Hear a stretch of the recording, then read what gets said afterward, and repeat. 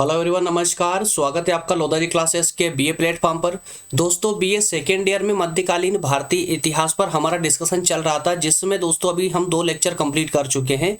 आज का हमारा ये 3rd लेक्चर होने जा रहा है दोस्तों, जिसमें हम इसको लेकर आए हैं दोस्तों मध्यकालीन भारतीय इतिहास के अंदर हम इसका पूरा कंप्लीट सेशन करेंगे दोस्तों। लगभग 35 से 40 लेक्चर इसके अंदर कंप्लीटली होने वाले हैं। इसमें पूरा मध्यकालीन इतिहास को हम कवर कर लेंगे। तो उसी प्रकार दोस्तों, इससे सबसे पहले 1 नंबर के लेक्चर में हमने इसका जो है सिलेबस एनालाइज किया था। 2 नंबर लेक्चर में दोस्तों हमने मध्यकालीन भारतीय इतिहास के स्रोतों पर चर्चा की थी। और इसके बाद दोस्तों ये 3rd लेक्चर होने जा रहा है, जिसमें हम कुतुबुद्दीन ऐबक के बारे में, उसके सामान्य परिचय और साथ ही साथ में उसकी उपलब्धियों के बारे में जानने का प्रयास करेंगे। तो दोस्तों शुरू करते हैं। शुरू करें उससे पहले मैं दोस्तों बता दूं कि मध्यकालीन इतिहास में कुतुबुद्दीन ऐबक की उपलब्धियां कहें कि कुतुबुद्दीन ऐबक के एंट्री से ही दोस्तों यहीं से मध्यकालीन इतिहास की शुरुआत होती है। यहीं से मध्यकालीन इतिहास की शुरुआत होती है और इसी से दोस्तों हम दिल्ली सल्तनत की स्थापना भी इसी के द्वारा ही मानी जाती है। तो वो किस प्रकार से दिल्ली सल्तनत की स्थापना होती है, ये सब हम दोस्तों इसी आज के लेक्चर में देखने वाले हैं। चलिए तो शुरू करेंगे आज के लेक्चर। दोस्तों थोड़ा सा पोर्शन मेरे पीछे आ रहा होगा इसमें, है ना, तो कोई दिक्कत नहीं, मैं आपको स्पष्ट बोल के समझा दूंगा। तो दोस्तों सबसे पहले हम बात कर लेते हैं कि हमारे द्वारा बीए के कौन कौन से कोर्सेस आपके लिए कंप्लीट कराए जा रहे हैं। बीए के अंदर कौन कौन सब्जेक्ट अभी हमारे द्वारा आपके लिए लेकर आए गए हैं इसी ओपन प्लेटफॉर्म पर, यूट्यूब पर।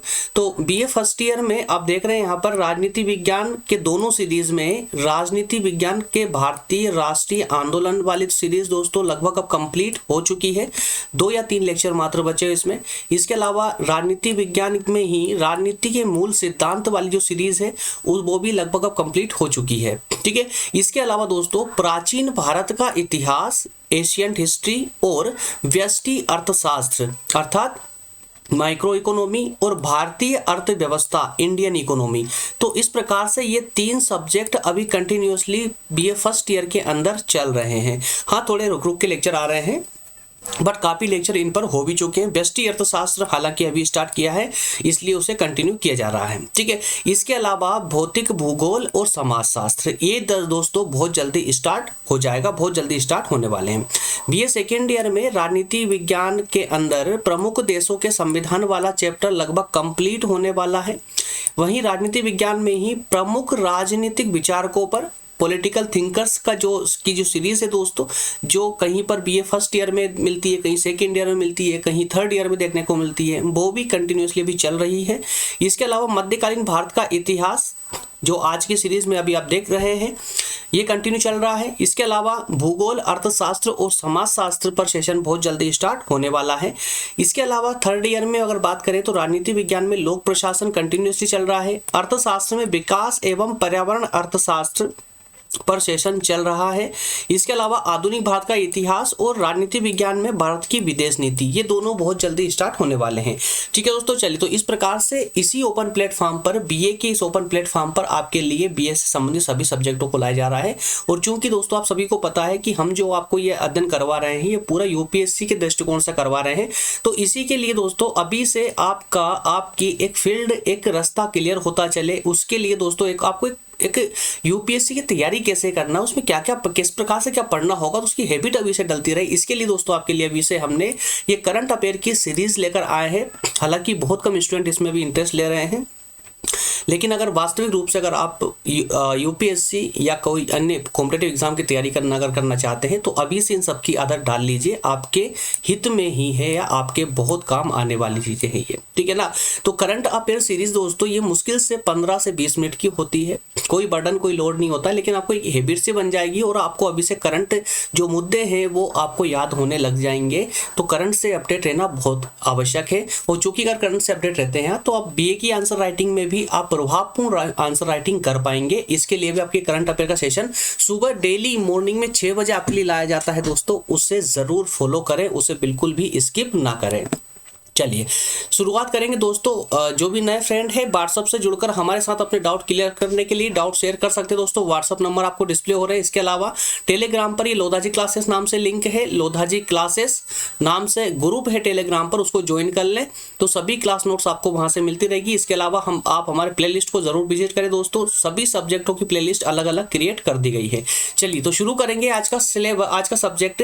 जैसा कि आप सभी को पता दोस्तों, मध्यकालीन भारतीय इतिहास में मिडिवल हिस्ट्री ऑफ इंडिया के अंदर हमारा ये सेकंड टॉपिक स्टार्ट हो चुका है। सेकंड टॉपिक में हम बात कर रहे हैं दिल्ली सल्तनत की स्थापना एवं सुदृढ़ीकरण पर। इसमें कुतुबुद्दीन ऐबक को आज कंप्लीट करेंगे। इसके बाद नेक्स्ट लेक्चर होगा इसी टॉपिक के अंदर, वो होगा इल्तुतमिश पर, ठीक है ना। तो कुतुबुद्दीन ऐबक को दोस्तों आज हम इसका सामान्य परिचय और इसकी उपलब्धियों के बारे में जानने का प्रयास करेंगे। चलिए तो शुरू करते हैं अपना सेशन दोस्तों आज का।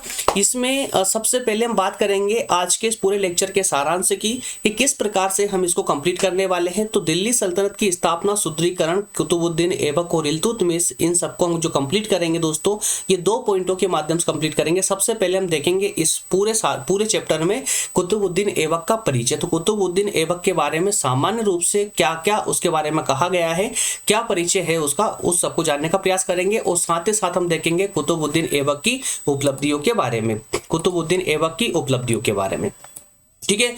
चलिए तो 1 बाय 1 करके इनको समझने का हम प्रयास करते हैं दोस्तों। सबसे पहले सामान्य परिचय। अगर सामान्य परिचय की बात करें तो पहले देखिए, चलिए स्लाइड एक बार हम स्लाइड पढ़ेंगे, उसके बाद व्यवहारिक रूप से ऐसे समझते चलेंगे एक कहानी के रूप में। बिल्कुल इसमें हड़बड़ाहट नहीं होना चाहिए, इसमें जल्दबाजी नहीं होना चाहिए, बिल्कुल एक कहानी के रूप से समझते चले, जिससे कि पूरा कंसेप्ट आपको ऐसा क्लियर होगा कि फिर भविष्य में आप कभी भूल नहीं पाएंगे। बस आपको एक कहानी, एक स्टोरी, ऐसे स्टोरी आपको इसे समझना होगा, ठीक है ना। चलिए पहले एक बार स्लाइड पढ़ेंगे, उसके बाद में मैं आपको इसको स्टोरी के फॉर्मेट में और व्यवहारिक रूप से समझाता चलूंगा, जिससे कि आपके दिमाग में ये हमेशा के लिए फिट हो जाए। दोस्तों कुतुबुद्दीन ऐबक तुर्किस्तान के एक समृद्ध घराने में पैदा हुआ था, ठीक है ना। वह बहुत कुरूप था लेकिन अत्यधिक बुद्धिमान और प्रतिभाशाली व्यक्ति था। बाल्यावस्था में ही उसे दास बनाकर बेच दिया गया था। कुतुबुद्दीन ऐबक जो है, कुतुबुद्दीन ऐबक दोस्तों कहाँ का था? तुर्किस्तान का। तुर्किस्तान में पैदा हुआ। कुतुबुद्दीन ऐबक तुर्किस्तान में पैदा हुआ था, एक समृद्ध घराने में पैदा हुआ था हालांकि, लेकिन कुरूप होने के कारण उसे दास बना करके और अन्य व्यक्ति को बेच दिया। कब? बचपन में ही। तो कुतुबुद्दीन ऐबक, अब देखिए जरा, जब किस्मत पलटती है, जब जिसको जिसकी मंजिल अपनी ओर आकर्षित करती, खींचती है ना, तो व्यक्ति किन किन दरवाजों से, किन किन जो है रास्तों से गुजरकर वो अपनी मंजिल तक पहुंचता है दोस्तों, जरा समझिए। कुतुबुद्दीन ऐबक की इस पूरी जो सामान्य परिचय है, इसका जीवन काल है, इससे भी आप बहुत बड़ी सीख ले सकते हैं। क्योंकि मेरे बहुत सारे ऐसे दोस्त हैं जो बहुत वीकर सेक्शन से आते हैं, वीकर सेक्शन से बिलोंग करते हैं, और उनकी एक शिकायत होती है कि हमेशा वो अपनी एजुकेशन सिस्टम को भी, हालांकि मानते हैं उसको कि कमजोर है हमारा एजुकेशन सिस्टम, लेकिन वो अपने आप को भी कमजोर समझ लगते हैं। वो बार बार बस यही बोलते हैं कि क्या सर हम यूपीएससी कर पाएंगे या कोई अन्य कॉम्पिटिटिव एग्जाम की तैयारी कर पाएंगे, तो अपने आप को कमजोर क्यों समझते हो यार। चलिए सीखते हैं अपन कुतुबुद्दीन ऐबक से। तो देखिए जिस प्रकार देख रहे हैं आप कि कुतुबुद्दीन ऐबक को बचपन में ही उसका कुरूप था, अर्थात कि जो है खूबसूरत नहीं था, बदसूरत था। तो ये अत्यधिक बदसूरत होने के कारण इसको एक दास के रूप में बेच दिया गया था, है ना। अब बेचने में दोस्तों क्या हुआ कि एक दास के व्यापारी था, उसने खरीदा इसे, और खरीदने के बाद में उस दास के व्यापारी ने, जिसने इसको खरीदा था, उसे भी जो है फारस के एक काजी थे फखरुद्दीन। कहाँ के? फारस के। तो फारस के काजी थे फखरुद्दीन को उसको भी बेच दिया। देखिए दोस्तों, इसको तुर्किस्तान से खरीदने के बाद में फारस के काजी फखरुद्दीन को बेचा। लेकिन दोस्तों फखरुद्दीन ने इसको लेकर के इसकी जो है इसे अपने पास में रखा, और इसकी जो तीव्र बुद्धि थी, जो उसकी बुद्धि थी, उससे और उसकी प्रतिभा से दोस्तों बहुत ज़्यादा प्रभावित हुआ। कौन? फखरुद्दीन। उसने इसकी बुद्धि से प्रभावित होकर के ही, इसकी समझदारी और इसकी तीक्ष्णता को देखते हुए ही उसने कई प्रकार से उसको शिक्षित करने का प्रयास किया, कई प्रकार से उसको शिक्षित किया। इसके अलावा उसने कुरान, और फारस का अध्ययन भी उसको करवाया। इसके अलावा धार्मिक शिक्षा तो उसने दी ही दी, इन सब के अलावा दोस्तों उसने सैनिक प्रशिक्षण भी देना प्रारंभ कर दिया। और जैसे ही फखरुद्दीन ने कुतुबुद्दीन ऐबक को सैनिक प्रशिक्षण देना प्रारंभ किया, अब चूंकि कुतुबुद्दीन ऐबक शक्ल से भले ही बदसूरत था, लेकिन ये बहुत ज्यादा बुद्धिमान था और बहुत ज्यादा प्रतिभाशाली था। इस कारण से उसने सैनिक प्रशिक्षण में बहुत ही तीव्र गति से और स्पीड से वो दोस्तों सारी विद्याओं को, इन सभी को सीखता चला गया और एक कुशल घुड़सवार के रूप में बनकर उभरा, एक कुशल घुड़सवार बन गया। ठीक है ना, और कुशल घुड़सवार और एक तो जो है दक्ष धनुर्धारी के रूप में ये विख्यात हो गया। अब हालांकि जो फखरुद्दीन है दोस्तों, जिसने इसे उस व्यापारी से खरीदा था, उस फखरुद्दीन ने इसका कुतुबुद्दीन ऐबक का अपने पुत्र की तरह लालन पालन किया था। लेकिन अभी ये परिस्थितियां भी कुतुबुद्दीन ऐबक के लिए सामान्य नहीं थी और ना ही ये उसकी मंजिल थी। परिस्थितियों को कुछ और मंजूर था। इस कारण से कुतुबुद्दीन ऐबक की परिस्थितियां एक बार फिर पलटती है। लेकिन इस बात को आप याद रखेंगे, पहले वो तुर्किस्तान में बिका, तुर्किस्तान से फारस तक आया, फारस में फखरुद्दीन ने खरीदा। फखरुद्दीन ने अपने पुत्र की तरह उसका लालन पालन किया, कई प्रकार से शिक्षित करने का प्रयास किया, सैनिक प्रशिक्षण दिया और एक कामयाब धनुर्धारी बन गया, घुड़सवार और धनुर्धारी ये बनकर उभरा, है ना। लेकिन इसके बाद दोस्तों अब परिस्थितियां कुछ और पलटती है, परिस्थितियां फिर से पलटती है, फिर टर्न लेती है। और अब होता यूं है कि जो फखरुद्दीन इसके पिता के समान इसका लालन पालन कर रहा था, उसकी अचानक से मृत्यु हो जाती है। फखरुद्दीन की अचानक से मृत्यु हो जाती है। अब इसकी मृत्यु, फखरुद्दीन की मृत्यु के बाद में, फखरुद्दीन की जो मृत्यु हुई उसके बाद में फखरुद्दीन के जो परिवार वाले थे, उन परिवार या सगे संबंधी जो भी थे, उन लोगों ने क्या किया, कुतुबुद्दीन ऐबक को फिर से एक दास के रूप में वापस से किसी और को बेच दिया, एक व्यापारी को बेच दिया। क्यों? क्योंकि फखरुद्दीन जो है भले ही कुतुबुद्दीन ऐबक को अपने पुत्र की तरह रख रहा था, लेकिन था तो आज भी वो दास ही, है ना। तो उस दास को फखरुद्दीन के परिवार वालों ने किसी अन्य को फिर से बेच दिया, क्योंकि अब जो है वो कुतुबुद्दीन ऐबक उनके लायक नहीं था, उनके काम के लायक नहीं था, इस कारण से उन्होंने उसको बेच दिया। अब जिस व्यापारी को फखरुद्दीन के रिश्तेदार वालों ने बेचा था, वो व्यापारी दोस्तों इसको लेकर कहाँ आए, गजनी आए। अब देखिए जरा कहाँ आ गए, गजनी आ गए। अब गजनी का नाम तो आपने सुना होगा, मैं वो आमिर खान की पिक्चर की बात नहीं कर रहा हूँ गजनी, बल्कि गजनी अर्थात दोस्तों गजनी जो है पश्चिमी जो यूरोप है, यूरोप में ही उस समय में गजनी कहलाता था आपका इटली तरफ का, इटली जर्मनी तरफ का क्षेत्र, है ना। तो गजनी दोस्तों ये आ चुका था, गजनी आए और उसे जो है सुल्तान मोहम्मद गोरी को भेज दिया। अब देखिए जरा कहां से निकला था, तुर्किस्तान से निकला, फारस पहुंचा, फारस से गजनी आया और गजनी में उसको बेचा गया किसके पास में, मोहम्मद गोरी के पास में, मोहम्मद गोरी को बेच दिया। अब यहाँ मोहम्मद गोरी ने दोस्तों ये कुतुबुद्दीन ऐबक का भाग्योदय का आरंभ यहीं से माना जाता है, बिल्कुल। तो इसकी किस्मत को दोस्तों इसे जो है गजनी लेकर आना था, इसलिए सारा इतना षड्यंत्र रचा गया, है ना। तो अब जैसे ही मोहम्मद गोरी के पास कुतुबुद्दीन ऐबक पहुंचा, वैसे ही कुतुबुद्दीन ऐबक की किस्मत चमक गई, उसका भाग्य का उदय हो गया। अब वो कैसे उदय हुआ, अब जरा यहां समझते चले। अपने गुणों और कार्य कुशलता के आधार पर, अब देखिए जैसा तो ये तो आप शुरू से ही देखते आ रहे हैं कि कुतुबुद्दीन ऐबक बुद्धि से बहुत तेज था और इसके अलावा उसमें कार्य कुशलता भी बहुत ज्यादा थी। तो उस कार्य कुशलता के कारण ही वो बहुत ही जल्दी गोरी का कृपा पात्र बन गया। भाई देखिए जितने भी जो भी इनके दास थे या नौकर थे या इनकी जो सभा होती थी, सभा में जितने भी जो भी अधिकारी बैठते थे, जो भी मंत्रीगण बैठते थे, उसमें जो सबसे ज्यादा प्रशंसनीय कौन होता है, जिसमें कार्य कुशलता ज्यादा होती है, जिसमें बुद्धिमत्ता ज्यादा होती है। तो इन कार्य कुशलता बुद्धिमत्ता के क्षेत्र में ऐबक ने अपना जो परिचय दिया वो सबसे अव्वल दर्जे का परिचय था, मतलब सबसे बेहतर रूप से कार्य करके इसने दिखाया उस मोहम्मद गोरी के दरबार में भी, है ना। तो इस कारण से मोहम्मद गोरी का एक कृपा पात्र बन गया और धीरे धीरे कुतुबुद्दीन ऐबक को मौके मिलते रहे और वो मोहम्मद गोरी के और करीब पहुंचता रहा। अब वो मौके कई रूपों में आए। अब वो रूप कौन कौन से, जैसे मोहम्मद गोरी ने उसकी सुयोग्यता और कार्य कुशलता से संतुष्ट होकर उसे अश्वशाला का अध्यक्ष बनाया। देखिए दोस्तों अब उसकी शुरुआत यहां से हो चुकी थी कि मोहम्मद गोरी मोहम्मद गोरी ने उसकी कार्यकुशलता को पहचाना, उसकी बुद्धिमत्ता को पहचाना, पहचानने के बाद में ही उसकी क्षमता के आधार पर ही मोहम्मद गोरी ने कुतुबुद्दीन ऐबक को अश्वशाला अर्थात दोस्तों जो पूरे युद्ध के लिए जो घोड़े का रखरखाव का कार्य किया था, जो घोड़े होते हैं दोस्तों उनको अश्व बोलते हैं, तो पूरे घोड़े के जो घोड़े का जो पूरा अश्वशाला थी ना, उस अश्वशाला का उन्होंने अध्यक्ष बना दिया इसको, है ना। तो इसको उस समय अमीर अखूर के नाम से इनको जाना जाता था। किसको? अश्वशाला के अध्यक्ष को इस पे नियुक्त किया। इसके बाद में ख्वारिज्म और मोहम्मद गोरी के बीच में एक बार युद्ध हुआ। किस किस के बीच में? ख्वारिज्म और मोहम्मद गोरी के बीच में। अब अगर मान लीजिए ख्वारिज्म का नाम आपको याद नहीं रहता है, कोई समस्या नहीं है, लेकिन आप इस प्रकार से लिख सकते हैं दोस्तों कि मोहम्मद गोरी के विभिन्न युद्धों में ऐबक ने कई प्रकार से मोहम्मद गोरी का सहयोग किया था, है ना। तो अभी यहाँ पर अभी हम इस प्रकार समझते हैं कि ख्वारिज्म और मोहम्मद गोरी के बीच में एक युद्ध हुआ, क्योंकि हम एज अ स्टोरी सुन रहे हैं, एज अ स्टोरी समझते चल रहे हैं। स्टोरी के रूप में इसको सुनने के बाद में आप आसानी से जब इसको पढ़ेंगे ना तो पूरा हैंड टू हैंड याद होता चलेगा, इसमें कोई भी डिफिकल्टी जैसी कुछ होता नहीं है।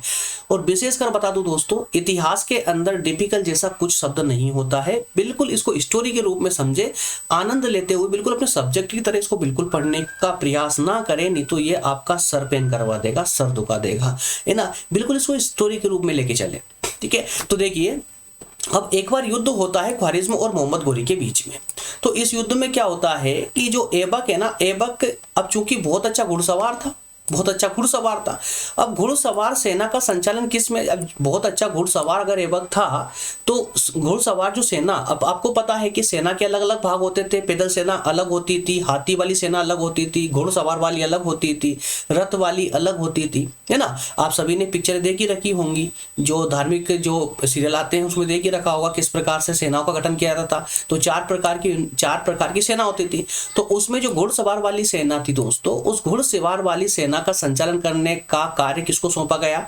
ये कुतुबुद्दीन ऐबक को सौंपा गया था। और इसी युद्ध में कुतुबुद्दीन ऐबक ने अपनी तीक्ष्ण बुद्धि का और अपनी कार्य कुशलता का या कौशल का प्रदर्शन किया। मतलब उसने बहुत अच्छे से वो युद्ध का संचालन किया और युद्ध में इसको मोहम्मद गोरी को विजय दिलाई।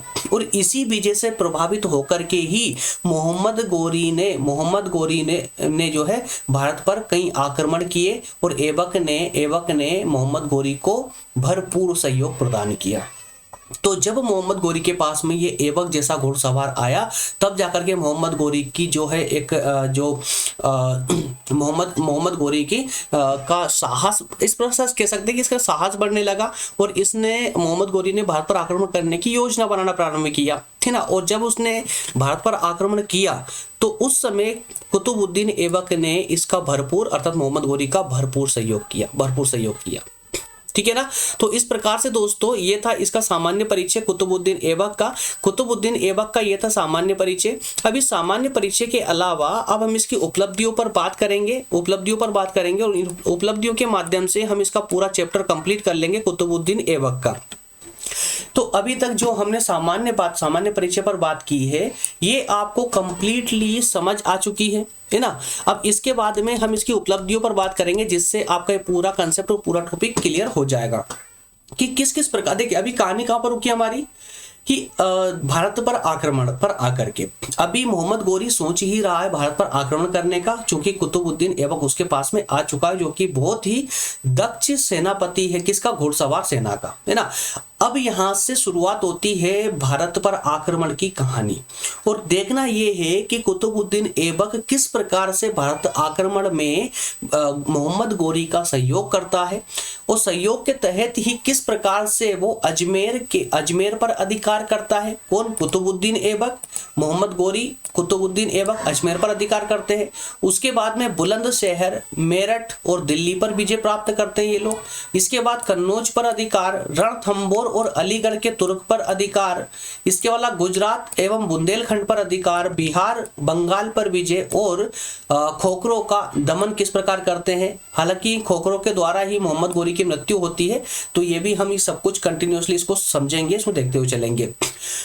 तो 7 पॉइंटों के माध्यम से भारत में प्राप्त की सभी उपलब्धियों पर हम यहाँ लगभग डिस्कस कर लेंगे। जो मोहम्मद कुतुबुद्दीन ऐबक के कार्यकाल में, उसने कुतुबुद्दीन ऐबक के अपने जीवन काल में इसने कहाँ कहाँ पर किस किस प्रकार से उपलब्धियां हासिल की है, अब हम उन पर बात करेंगे। ठीक है। अब अगर कोई सामान्य परिचय से ये सोच रहा हो कि सामान्य परिचय में हमें इसकी डेट ऑफ बर्थ याद करनी है ना, माता पिता का किस परिवार, तो ये सब चीजें नहीं होती दोस्तों। इसमें सिर्फ आपको इतना सामान्य परिचय में इतना पता होना चाहिए कहां से था, ये तुर्किस्तान से था।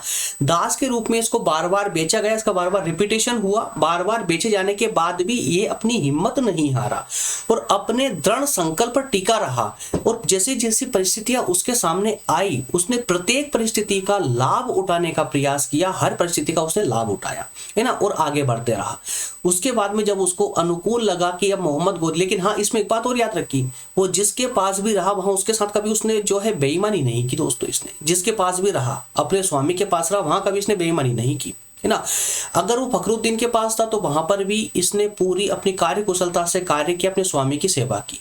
उसके बाद जब मोहम्मद गोरी के पास गया तो मोहम्मद गोरी की भी इसने निस्वार्थ रूप से उसकी सेवा की जब तक मोहम्मद गोरी जिंदा था, और मोहम्मद गोरी के जाने के बाद में फिर इसने शासन व्यवस्था का संचालन किया। हालांकि इसका पूरा जीवन काल संघर्ष में गुजर गया, दासों की अदला बदली में गुजर गया, लेकिन ये सिर्फ जो है बहुत कम समय के लिए ही शासन का संचालन कर पाया था। तो ये सब हम आगे चलकर देखने वाले। चलिए इनको एक एक करके दोस्तों समझने का हम प्रयास करेंगे, एक एक करके, ठीक है ना। तो मोहम्मद गोरी ने ऐबक को अपने भारतीय साम्राज्य का सूबेदार बनाकर स्वयं गजनी चला गया। अब देखिए दोस्तों, मोहम्मद गोरी ने आक्रमण किया भारत पर आक्रमण किया, और भारत के कुछ क्षेत्र को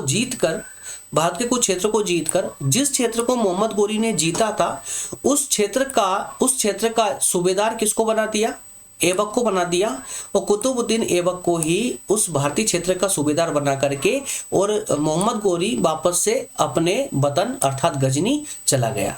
ठीक है। इस पद पर रहते हुए अब क्या करता है कि ऐबक ने गोरी के विजय अभियानों को जारी रखा। ठीक है। जिस प्रकार से मोहम्मद गोरी ने विजय अभियान छेड़ा था, विजय अभियान का अर्थ क्या होता है भाई, जो राज्य उस राज्य को बढ़ाते रहना, अपनी सेना के अनुसार धीरे धीरे आसपास के राज्यों को अपने राज्य में मिलाते रहना, तो इसको ही बोलते हैं विजय अभियान। तो उसके अर्थात मोहम्मद गोरी के इस कार्य को कुतुबुद्दीन ऐबक ने कंटिन्यू रखा। विजित प्रदेशों को, जो प्रदेश जीत लिए गए थे मोहम्मद गोरी के द्वारा, और उनके विद्रोहों का दमन किया, और यहाँ उसकी उपलब्धियां थी जिनका संक्षिप्त विवरण इस प्रकार से ये नीचे दिया गया है। तो आप सिर्फ इतना इसमें याद रखेंगे, देखिए मोहम्मद गोरी और कुतुबुद्दीन ऐबक को लेकर आया था भारत विजय के समय में। भारत विजय में अर्थात जितने क्षेत्र को भी मोहम्मद गोरी ने जीता था उस समय, कुछ राजा महाराजाओं को हरा करके उस क्षेत्र का सूबेदार कुतुबुद्दीन ऐबक को बनाया, और मोहम्मद गोरी वापस से गजनी चला गया। गजनी जाने के बाद कुतुबुद्दीन ऐबक ने मोहम्मद गोरी के शासन का अच्छे से संचालन किया, और करते हुए जो कार्य उसको करने चाहिए थे वो सारे कार्य उसने किए, और कुछ उपलब्धियां उसने हासिल की, और उन्हीं उपलब्धियों को हम यहाँ देखने का प्रयास करेंगे। दोस्तों यहाँ पर थोड़ा सा क्षेत्र आपको जो है हाइड हो रहा होगा मेरे पिक्चर के कारण, तो आप जरा टेंशन ना ले, मैं आपको ये समझाते हुए चलूंगा, है ना, तो कोई दिक्कत नहीं, मैं आपको बता दूंगा यहाँ पर। और वैसे जब आप PDF डाउनलोड करेंगे, जब आप नोट्स डाउनलोड करेंगे तो इसमें मेरी पिक्चर नहीं आएगी, डोंट वरी, ठीक है। चलिए, तो सबसे पहले हम बात करेंगे अजमेर पर अधिकार। ठीक है, अजमेर पर अधिकार। दोस्तों शुरू से ही जो हमने कहानी की लिंक बनाई है, कहानी की लिंक नहीं टूटना चाहिए। अगर लिंक टूटी तो फिर आपको ये जो है बर्डन के रूप में लगने लगेगा, है ना। तो कहानी को हमने शुरू किया था, कहानी के रूप में ही इसको समझते हुए चले, और इसी कारण से आज मैं बैठ के पढ़ा रहा हूँ आप लोगों को, ताकि मैं भी बिल्कुल भी खड़े दरअसल क्या है कि 4 से 5 लेक्चर लेने के बाद में खड़े बहुत थोड़ा सा, है ना, एनर्जी भी खत्म होने लगती है यार। चलिए तो शुरू करते हैं अजमेर पर अधिकार। अजमेर पर अधिकार से कहानी हम इसकी शुरू करते हैं। मोहम्मद गोरी के गजनी लौट जाने से भारत में इधर उधर विद्रोह होने लगे थे। अब जरा समझिए दोस्तों इसको। जैसे ही मोहम्मद गोरी गजनी गया वापस कुतुबुद्दीन ऐबक को छोड़कर, मोहम्मद गोरी के जाने के बाद ही भारत में जिन क्षेत्रों पर मोहम्मद गोरी का अधिकार था, उन्हीं क्षेत्रों में क्या हुआ कि वापस से विद्रोह होना चालू हो गए। मतलब कि वहां की जनता या वहां के जो पहले जिनका अधिकार था उन क्षेत्रों पर, उन्होंने वापस से उन क्षेत्रों में विद्रोह करना प्रारंभ कर दिया।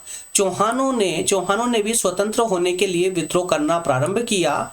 1195 ईस्वी तक उन्होंने पृथ्वीराज चौहान के भाई हरिराज के नेतृत्व में अजमेर पर अधिकार कर लिया। अब दोस्तों समझिए यहाँ पर कि जैसे ही मोहम्मद गोरी गया, वापस से गजनी पहुंचा, उसके गजनी जाते ही भारतीय क्षेत्रों में जो है वापस से विद्रोह होने लग गए। और वो जो विद्रोह हुए, उसमें विद्रोह में सबसे बड़ा हाथ किसका था? तो दोस्तों पृथ्वीराज चौहान का नाम तो सबने सुना हुआ है। तो उनके भाई थे हरिराज, तो उनके नेतृत्व में ये सारे विद्रोह हो रहे थे। और इसी विद्रोह के तहत इन चौहानों ने अर्थात कि पृथ्वीराज चौहान के जो भाई थे हरिराज, इनके नेतृत्व में जो विद्रोह हुए थे, उन विद्रोह में अजमेर मोहम्मद गोरी से छीन लिया। मतलब चौहानों का अधिकार हो चुका था वापस से किसका? चौहानों का किस पर? अजमेर पर। ठीक है ना। उन्होंने इसके लिए 3 बार विद्रोह किया था। किन्हें? चौहानों ने अजमेर पर अधिकार करने के लिए 3 बार विद्रोह किया था और तीनों बार ऐबक को अजमेर छोड़कर भागना पड़ा था। ठीक है। तो जब चौहानों ने अजमेर पर जो है विद्रोह किया, हमला किया, तब ऐबक को, कुतुबुद्दीन ऐबक को अजमेर छोड़कर बार बार भागना पड़ा। चौहानों का जो तीसरा विद्रोह था, वो विद्रोह बहुत ज्यादा व्यापक और प्रभावशाली था, जिसे उन्होंने 1195 में शुरू किया था। कब? 1195 में शुरू किया था। ठीक है।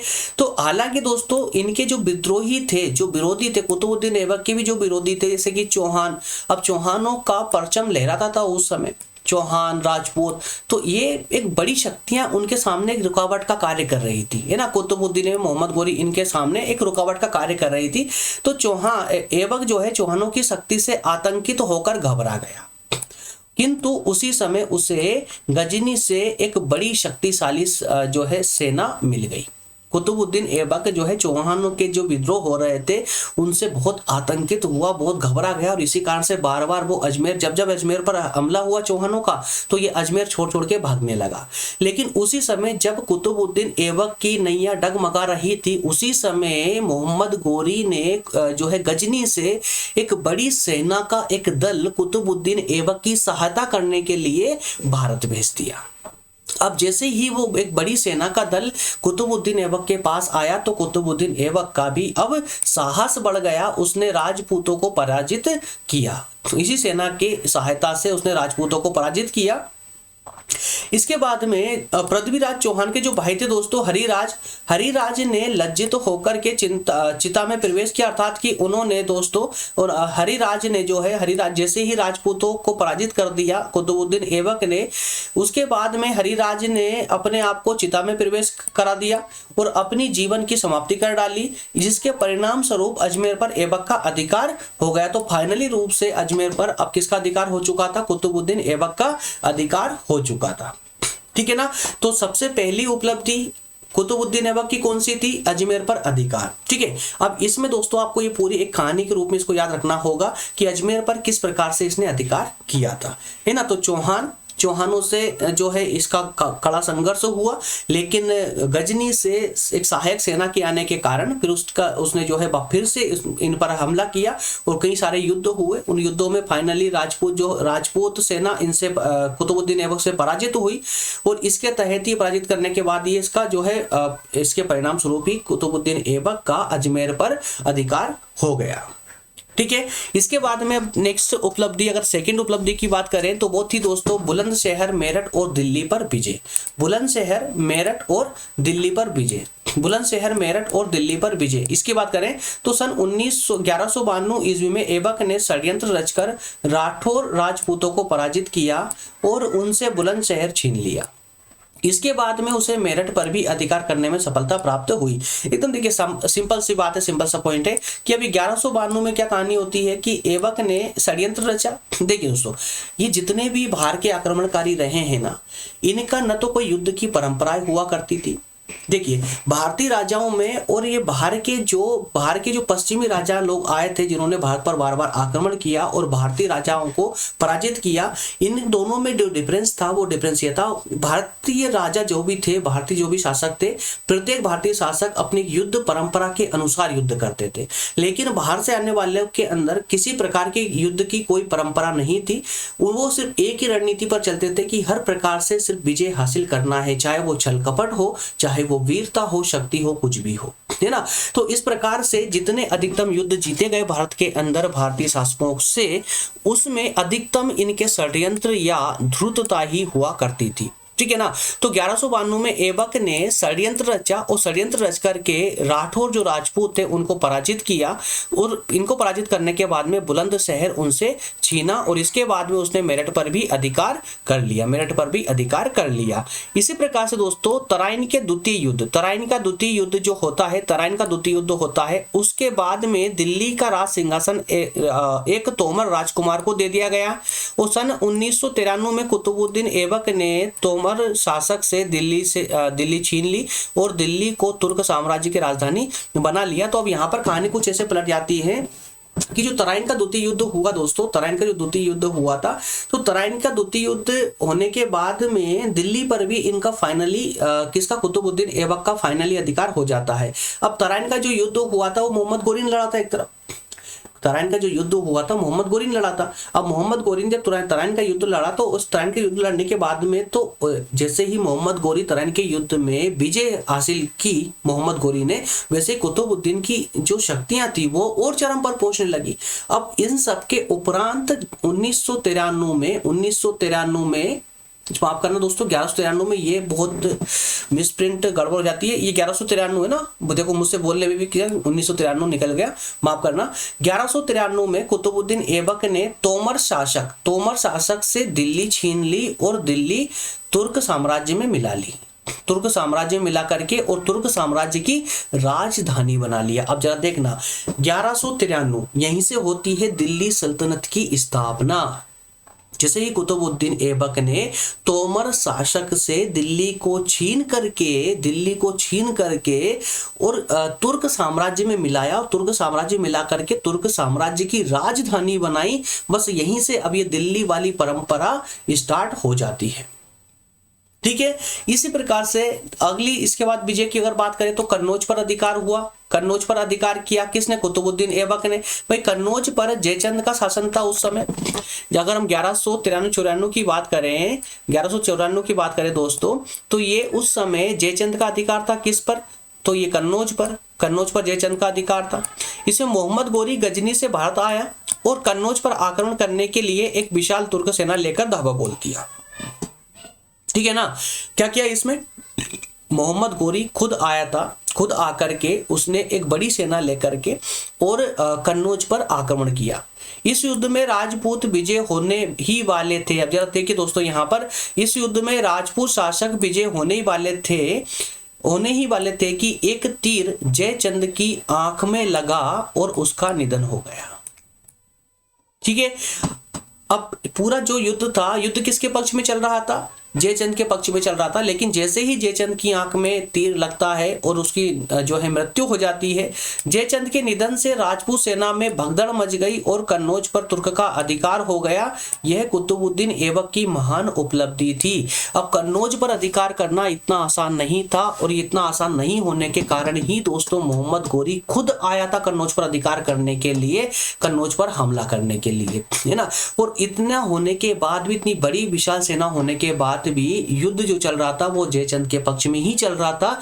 लेकिन अनायास ही दुर्भाग्यवश जयचंद की आंख में तीर लगा और तीर लगने से उसका निधन हो जाता है जयचंद का।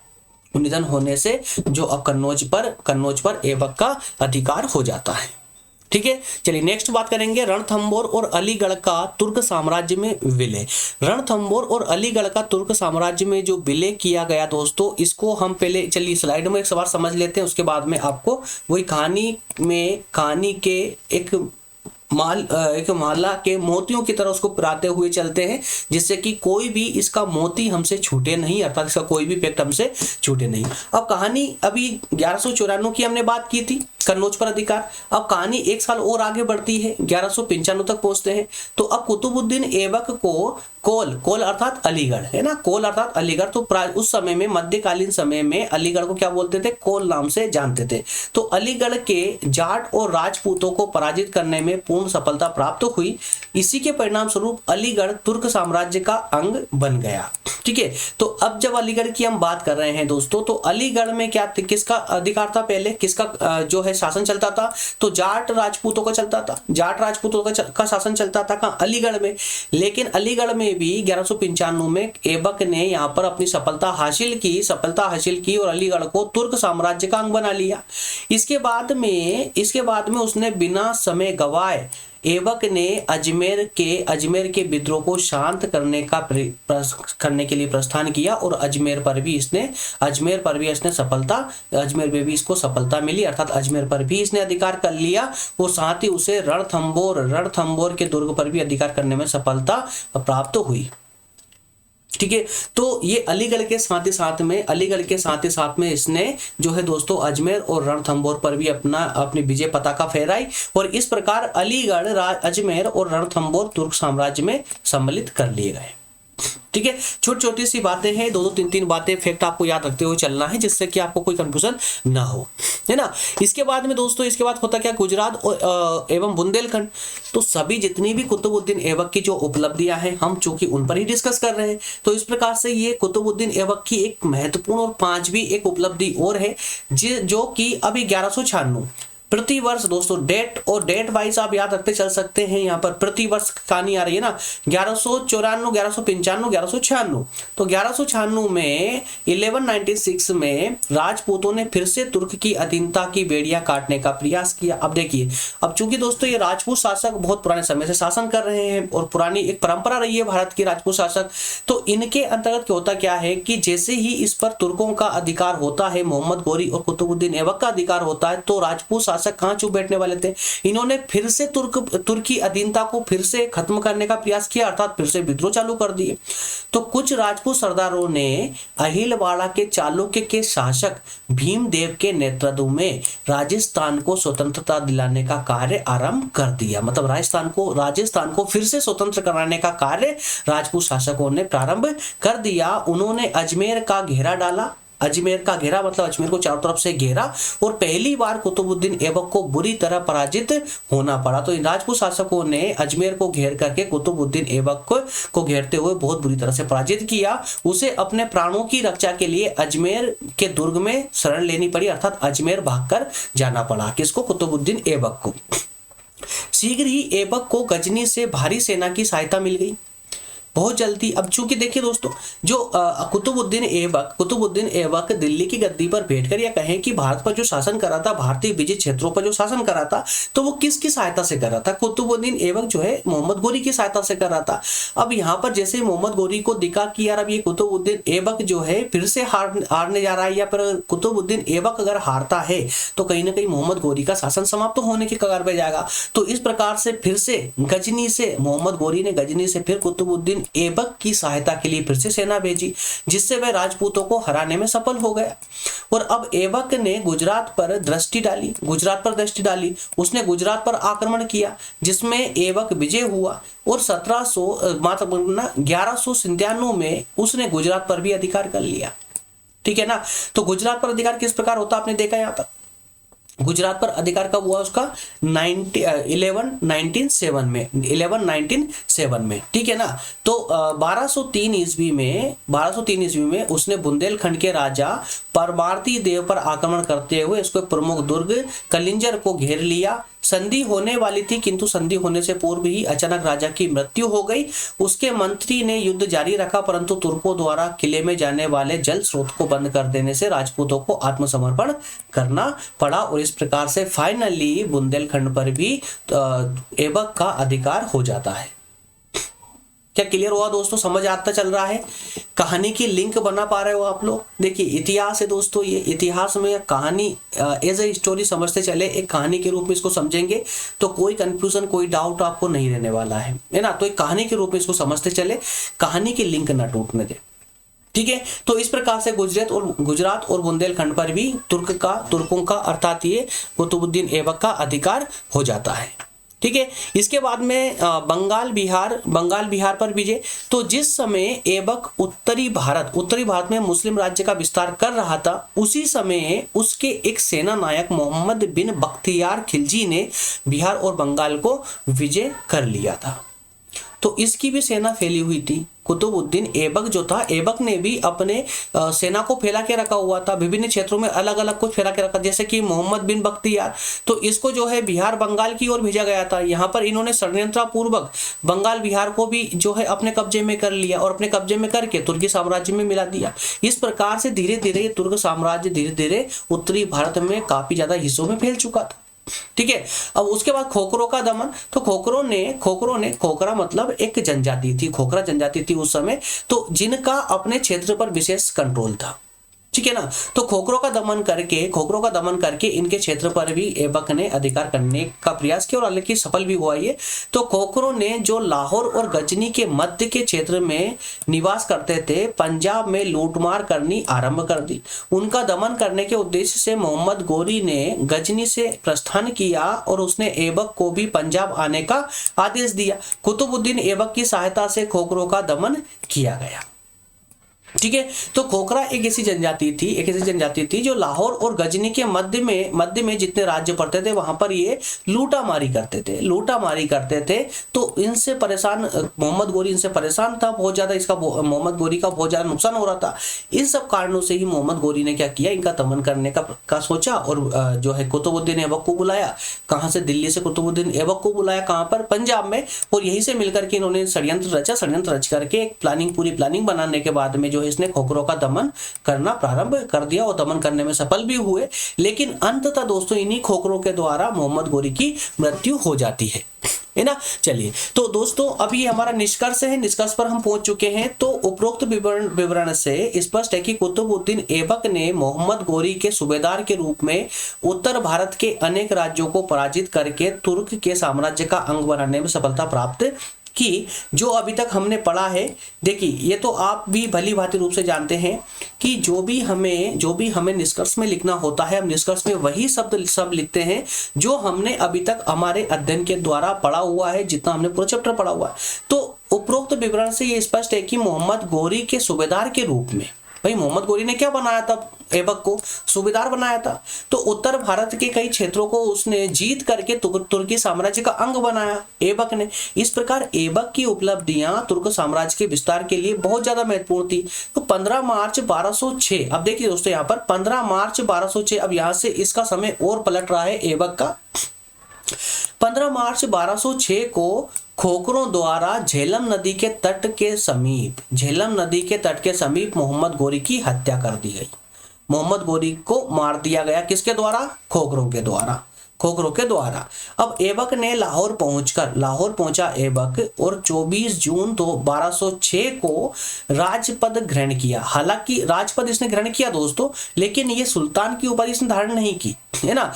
जो इसने राजपद ग्रहण करके सुल्तान के रूप में प्रशासनिक कार्यों का संचालन आरंभ किया। सुल्तान के रूप में जो है प्रशासनिक कार्यों का संचालन आरंभ किया, अर्थात इसने प्रशासनिक कार्यों का संचालन प्रारंभ कर दिया। अब 1210 ईस्वी में लाहौर में ऐबक जो है कब? 1210 में लाहौर में ही कुतुबुद्दीन ऐबक की चौगान अर्थात जो पोलो खेल होता है उसको खेलते हुए घोड़े से गिरकर उसकी मृत्यु हो जाती है ना। और उसको जो है अब यहाँ लाहौर में ही दफनाया गया है। तो कुतुबुद्दीन ऐबक का जो मकबरा है वो आपको जो है लाहौर में ही देखने को मिलेगा, ठीक है।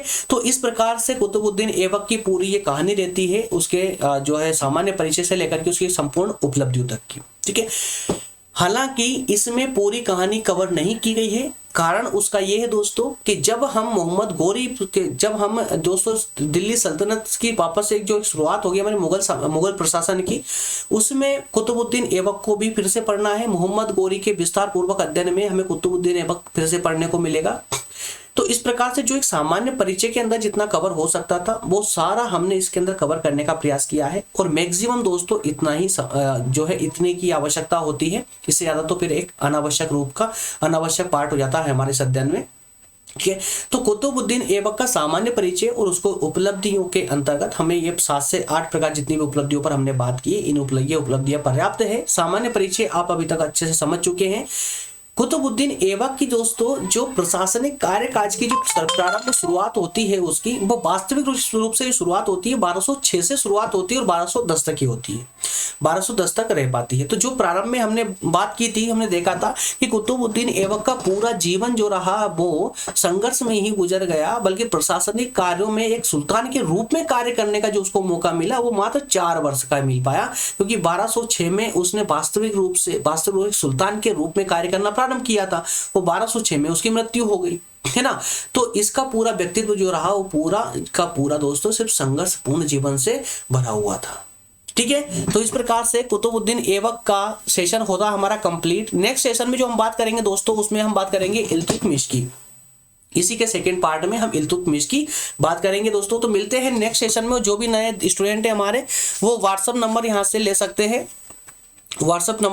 सकते हैं, लेकर के अपने सभी डाउट हमारे साथ डिस्कस कर सकते हैं। इसके अलावा दोस्तों टेलीग्राम पर ये लोधा जी क्लासेस नाम से ग्रुप है, इसको ज्वाइन कर लेंगे तो आपको जो है सभी क्लास नोट्स आपको वहीं पर लेक्चर के तुरंत बाद अपलोड कर दी जाते हैं, और इसी के साथ में लेक्चर की सभी जितने भी लेक्चर होते हैं उसकी लिंक भी आपको वहीं प्रोवाइड की जाती है। ठीक है दोस्तों, मिलते हैं नेक्स्ट सेशन में, तब तक क्या लिए आप सभी का बहुत बहुत धन्यवाद। Thank you.